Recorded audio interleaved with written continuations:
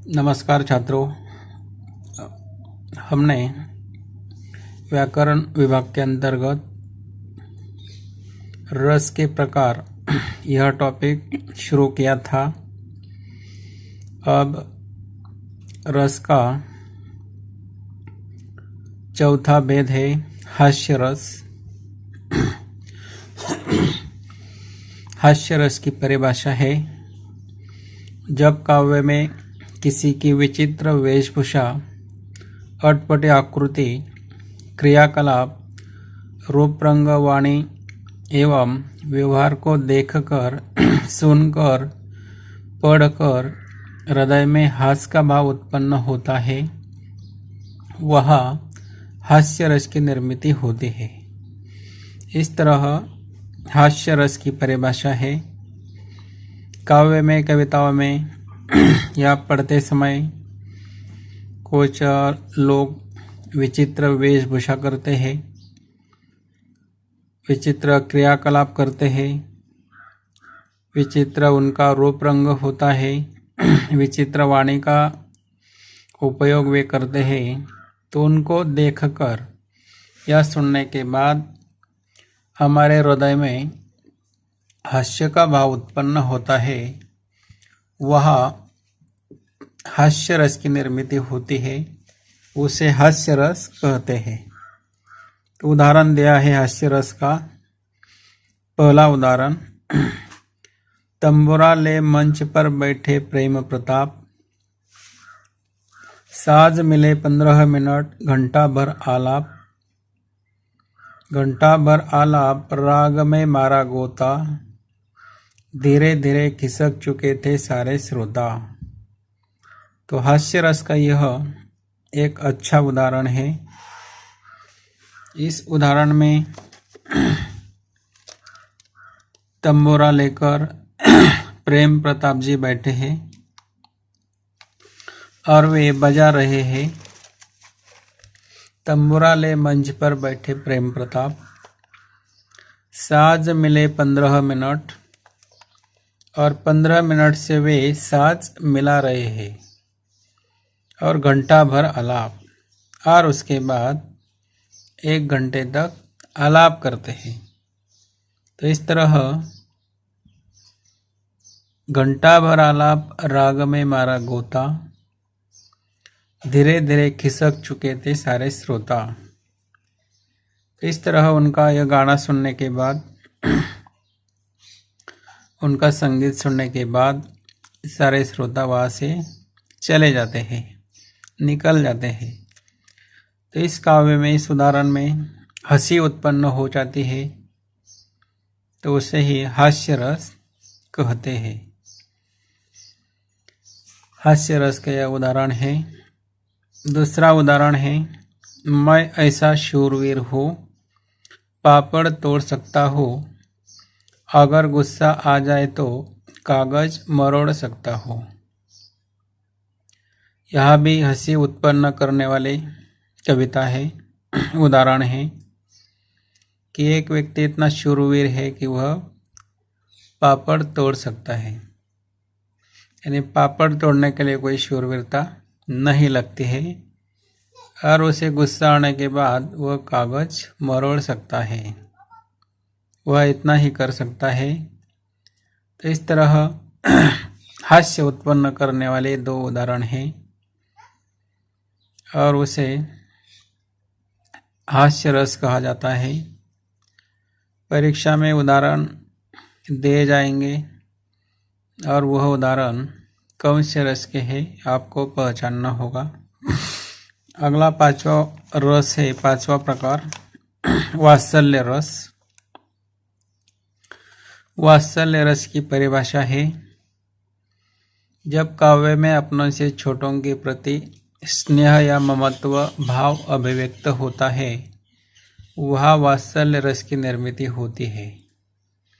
वात्सल्य यानी प्रेम, छोटों के प्रति स्नेह, प्रेम, ममत्व भाव जहाँ अभिव्यक्त होता है, वह वात्सल्य रस की निर्मिति होती है, उसे वात्सल्य रस कहा जाता है। वात्सल्य रस का पहला उदाहरण है, जशोदा हरे पालने झुलावे, हलरावे दुलराई मल्लावे, जोई सोई कछु गावे। संत सूरदास जी का ये उदाहरण है, उनकी कविता है। तो इस उदाहरण में बालक कृष्ण को यशोदा माता पालने में झुला रही है, अपने लाल को, अपने श्री कृष्ण को पालने में बैठाकर झुला रही है। हलरावे दुलराई मल्लावे, जोई सोई कछु गावे। तो इस तरह उसे वह हिलराती है, दुलराती है, और जो मन में आता है वह गाती है। तो इस तरह यशोदा माता के मन का ममत्व, प्रेम, स्नेह यहाँ दिखाई देता है। वात्सल्य रस का दूसरा उदाहरण है, ठुमक चलत रामचंद्र बाजत पैंजनिया, किलकी किलकी उठत धाय, गिरत भूमि लटपटाय, धाय मात गोद लेत दशरथ की रानिया। तो इस दूसरे उदाहरण में भी छोटों के प्रति स्नेह दिखाई देता है, ममत्व भाव दिखाई देता है। इस उदाहरण का अर्थ है,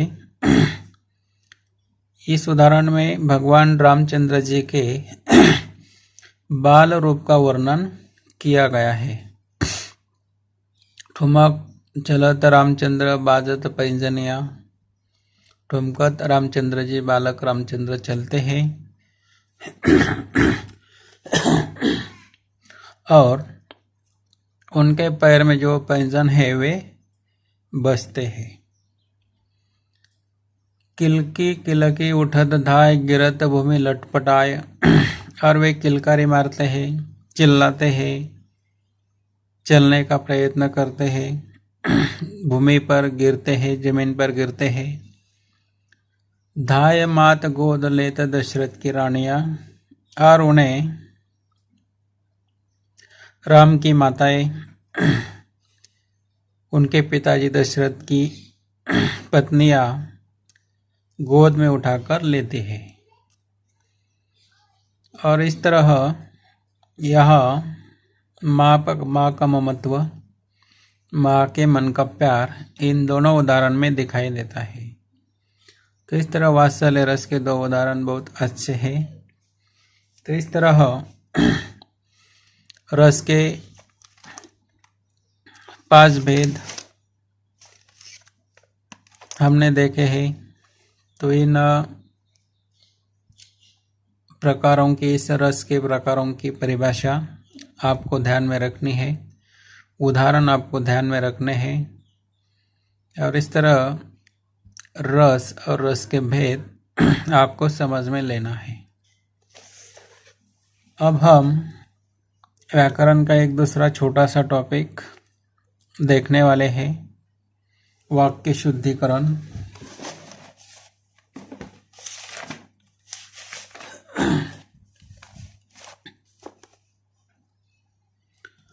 वाक्य शुद्धिकरण परीक्षा में वाक्य शुद्धिकरण के लिए 3 वाक्य आते हैं और 2 वाक्यों का शुद्धिकरण आपको करना है।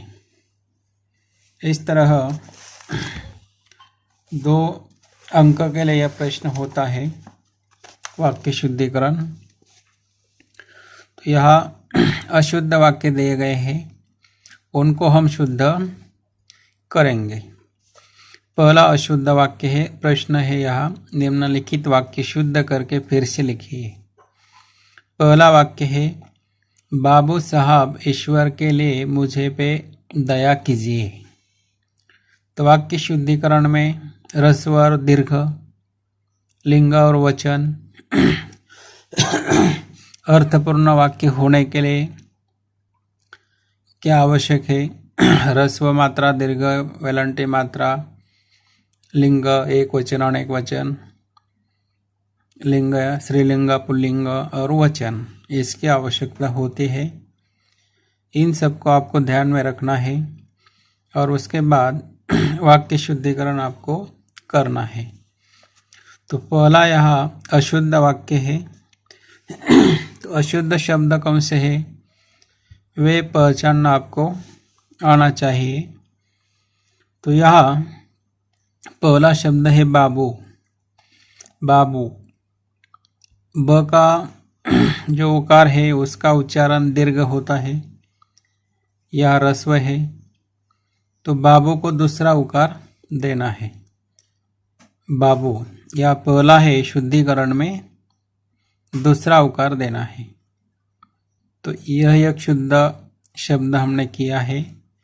बाबू साहब, ईश्वर के लिए मुझ पर दया कीजिए। मुझ पर, मुझ पे, यहाँ पे शब्द आ गया है, वह शुद्ध शब्द नहीं है, तो उसकी जगह पर यह शुद्ध शब्द है। तो इस तरह उत्तर, इसका उत्तर है शुद्ध वाक्य होगा। परीक्षा में पूरा वाक्य आपको लिखना पड़ेगा। बाबू साहब को बाबू दीर्घ, ईश्वर के लिए मुझ पर दया कीजिए। मुझ पर, पे की जगह पर। इस तरह दो शुद्धिकरण यहाँ करने हैं और अंत में दंड आपको देना है, पूर्णविराम देना है।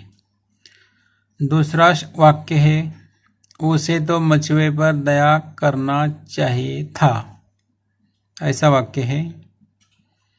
और यहाँ अर्थपूर्ण होने के लिए कौन सी गलती है, कौन सी अशुद्धियाँ है, उसको आपको ध्यान में रखना है। तो अर्थपूर्ण वाक्य होने के लिए करना, दया शब्द स्त्रीलिंगी शब्द है और करना यह भी स्त्रीलिंगी होना चाहिए। इस तरह उत्तर उसका होगा, उसे तो मछुए पर दया करनी चाहिए थी। करना की जगह करनी और था की जगह थी, ऐसी दो शुद्धियाँ करनी है। दो अशुद्ध शब्द यहाँ आ गए हैं, उनको शुद्ध आपको करना है, करना और था। तो इसका उत्तर होगा, उसे तो मछुए पर दया करनी चाहिए थी। करनी, न को दीर्घ वेलांटी, थी को भी दूसरे वेलांटी, करनी चाहिए थी। इस तरह उत्तर आपको लिखना है, वाक्य आपको लिखना है। तीसरा उदाहरण है, उसे तुम्हारे शक्ति पर विश्वास हो गया। तो यहाँ जो गलतियाँ हैं, जो अशुद्धियाँ हैं, वह आपको ध्यान में भी नहीं आ सकती है, उसको आपको पहचानना होगा। उसे तुम्हारे शक्ति पर विश्वास हो गया। तुम्हारे शक्ति पर, तुम्हारे शब्द यहाँ पुल्लिंग आ गया है और शक्ति शब्द स्त्रीलिंग है। तो तुम्हारे की जगह तुम्हारी, री दीर्घ, शक्ति, यह भी एक गलती है, यह भी अशुद्धि है। शक्ति, शक्ति त को ह्रस्व वेलांटी।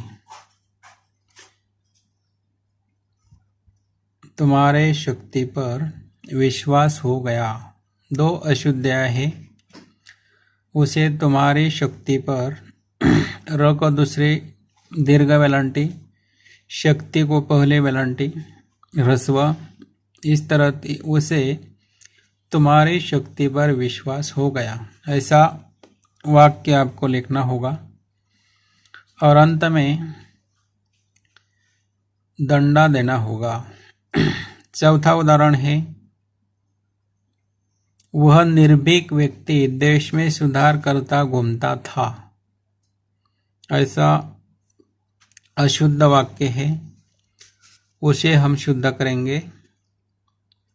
तो यह भी व्यक्ति शब्द अशुद्ध है। व्यक्ति यहाँ दीर्घ वेलांटी दी गई है, तो उसको ह्रस्व करनी है। वह निर्भीक व्यक्ति, व्यक्ति त को पहली वेलांटी ह्रस्व वेलांटी, देश में सुधार करता घूमता था। देश में की जगह देश का ऐसा होगा। अर्थपूर्ण वाक्य होने के लिए में की जगह का इस्तेमाल करना है। तो इस तरह दो अशुद्धया वाक्य में है। वह निर्भीक व्यक्ति देश का सुधार करता घूमता था। इस तरह शुद्धिकरण होगा व्यक्ति और का। पांचवा उदाहरण है, मल्लिका ने देखी तो आंखें फटी रह गया। ऐसा उदाहरण है। या मल्लिका लड़की का नाम आ गया है, स्त्रीलिंगी यह वाक्य है। मल्लिका ने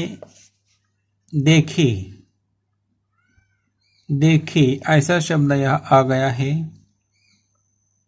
मल्लिका ने देखी की जगह देखा ऐसा होगा। व्याकरणिक तौर पर शुद्ध वाक्य आपको करना है, शुद्ध भाषा का इस्तेमाल आपको करना है। मल्लिका ने देखा तो आंखें फटी रह गई। गया की जगह गई। यह गया अशुद्ध शब्द है। देखी यह भी अशुद्ध शब्द है। आंखें खे पर आपको बिंदी देनी है, अनुस्वार देना है। मल्लिका ने देखी की जगह देखा, आंखें और गई ऐसा शुद्धिकरण होगा। शुद्ध वाक्य मैं बताता हूँ। मल्लिका ने देखा तो आंखें फटी रह गई। छठा वाक्य है, यहाँ तक पहुँचते पहुँचते मार्च पर 12 अप्रैल लग जाएगी। छठा वाक्य है। तो यहाँ बहुत से शब्द आगे पीछे हो गए हैं।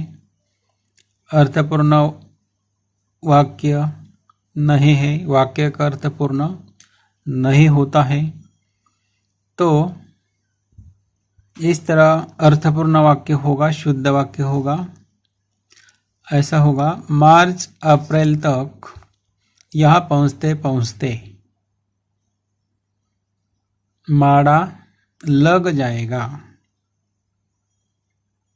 ऐसा शब्द होगा, ऐसा वाक्य होगा। मार्च अप्रैल तक यहाँ पहुँचते पहुँचते माड़ा लग जाएगा। 12 की जगह माड़ा है, जाएगी की जगह जाएगा। और शब्द भी आगे पीछे आपको करने हैं ताकि उसका अर्थपूर्ण होगा। इस तरह उत्तर है। फिर से मैं बता देता हूँ। मार्च अप्रैल तक यहाँ पहुँचते पहुँचते माड़ा लग जाएगा। माड़ा और जाएगा जो शब्द हमने शुद्ध किए हैं उसके नीचे हमें अंडरलाइन करनी है। माड़ा इसके नीचे अंडरलाइन करनी है, जाएगा इसके नीचे अंडरलाइन करनी है। सातवां वाक्य है, हमारा तो सबसे प्रीति है। ऐसा अशुद्ध वाक्य है। तो यह भी प्रीति शब्द स्त्रीलिंगी है। हमारा तो सबसे प्रीति है, तो इस वाक्य से अर्थपूर्ण नहीं होता है। तो हमारा की जगह हमारी, री दीर्घ, हमारी तो सबसे प्रीति है। प्रीति शब्द भी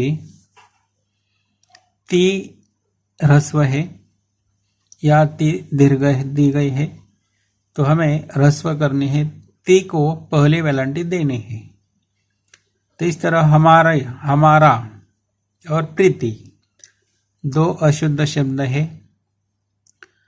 तो हमारा की जगह हमारी तो सबसे प्रीति है, ती दीर्घ, उस दोनों के नीचे आपको अंडरलाइन करनी है। हमारी तो सबसे प्रीति है। इस तरह वाक्य होगा। अगला आठवां वाक्य है, तुम झूठे साबित होगा। यह भी दो अशुद्ध शब्द दिए गए हैं, झूठे और होगा। तो शुद्धिकरण हमें करने हैं। तुम झूठे, ज की जगह झ, झूठे साबित होगे। तुम झूठे साबित होगे। झूठे की नीचे अंडरलाइन, होगे के नीचे अंडरलाइन करने हैं और अंत में दंडा देना है, पूर्णविराम देना है। झूठे झ दीर्घ है उकारों से, झूठे और होगे। फिर से उत्तर आपको लिखना है, फिर से ऐसे शुद्ध करने के बाद वाक्य आपको अपने नोटबुक में लिखने हैं। 9वां वाक्य है, तुमने दीपक जेब में क्यों रख दिया। यहाँ भी 2 अशुद्ध शब्द दिए गए हैं, उनको शुद्ध हमें करना है। तुमने दीपक जेब में क्यों रख लिया, तो यहाँ तुमने, तुम और ने वे अलग अलग दिए गए हैं। तुमने हमें शुद्धिकरण में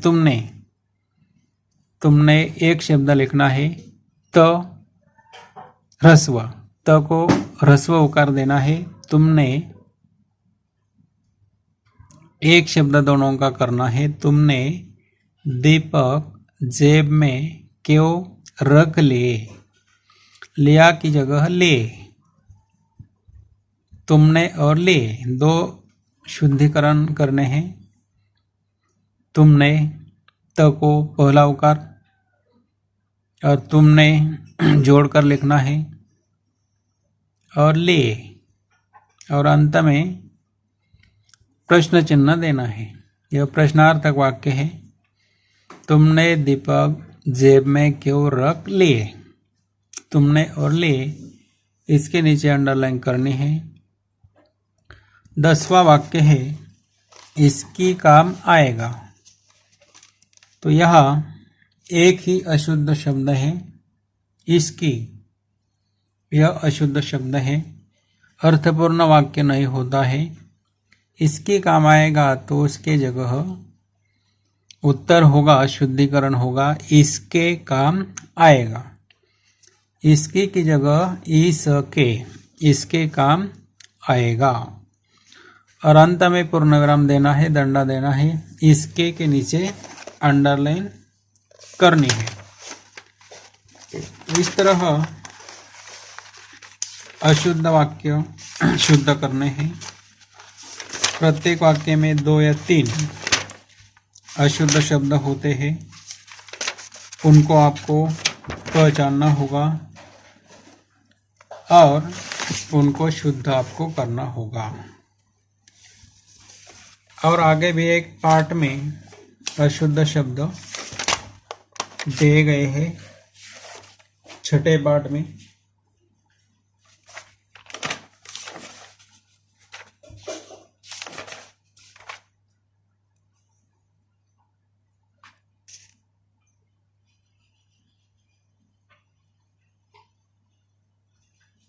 तो 6ठे पार्ट पर आधारित कुछ अशुद्ध शब्द हैं, उनको भी हम देखेंगे।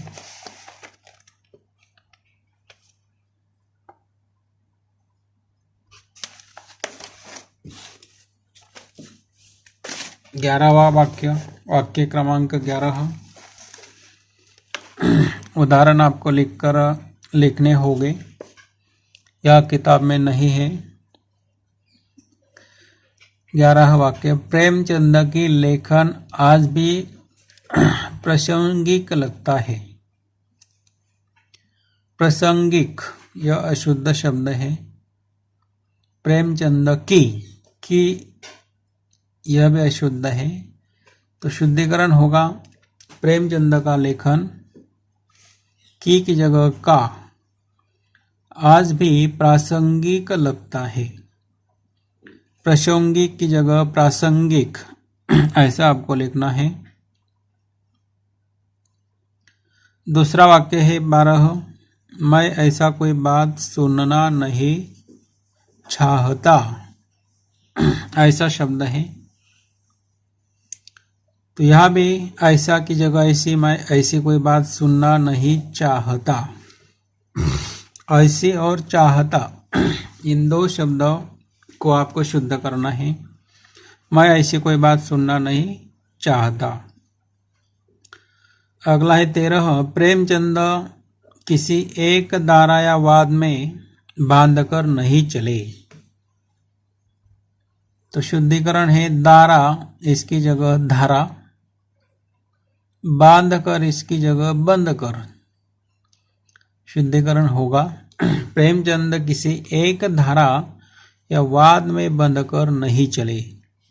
धारा और बंद कर, इसके नीचे अंडरलाइन करनी है।